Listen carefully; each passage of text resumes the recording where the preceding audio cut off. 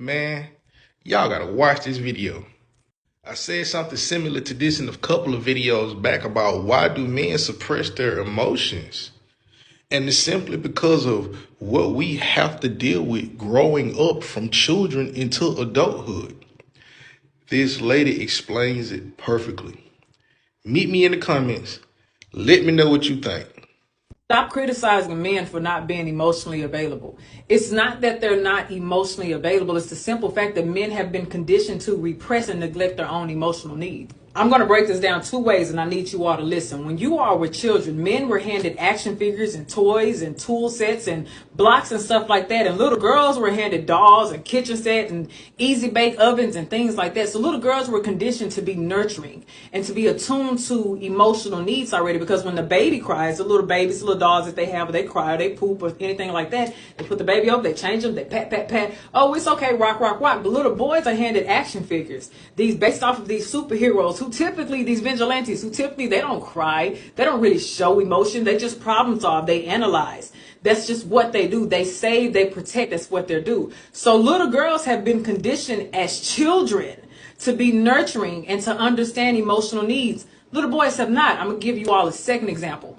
Little boy versus a little girl. If a little boy falls and scrapes his knee and he goes and he's crying to somebody, most times people are going to tell them, shake it off. His parents, his grandparents, aunties, uncles are going to say, shake it off. Toughen up. Man up. You're a little boy. Why are you crying? But a little girl, as soon as she scrapes her knee and she comes around family, oh, it's okay, baby. And they kissing a boo-boo and they doing everything else. So little boys have already seen that a little girl's emotional needs, her physical needs, are always going to be prioritized over him. So instead of showing emotions, they neglect and repress their emotions. Instead of crying because they don't want to be criticized or shunned for their emotions, what they do is they start soothing themselves. They just toughen up. They dismiss their own emotions. That emotional neglect turns into self-soothing. And when that self-soothing starts to manifest, it turns into self-reliance. That turns into hyper-independence, to where they feel as though they can't depend on anyone. So a lot of times men have been conditioned not to be expressive. That's the reason why you see that. Society is still the same way even today.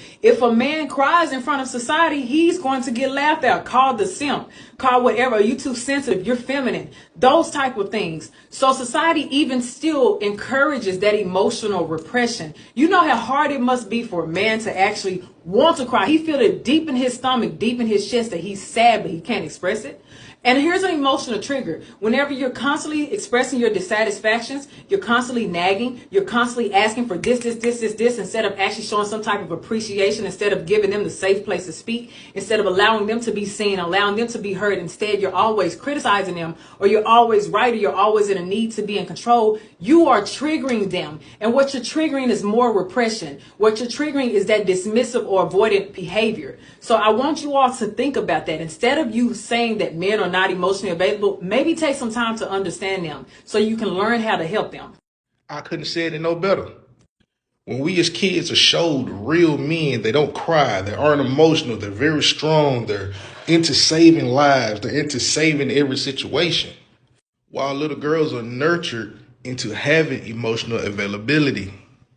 And in my personal opinion, we don't need help from a therapist. We just need emotional support and nurturing from our woman, the black woman, the strongest woman on earth, stronger than any therapist.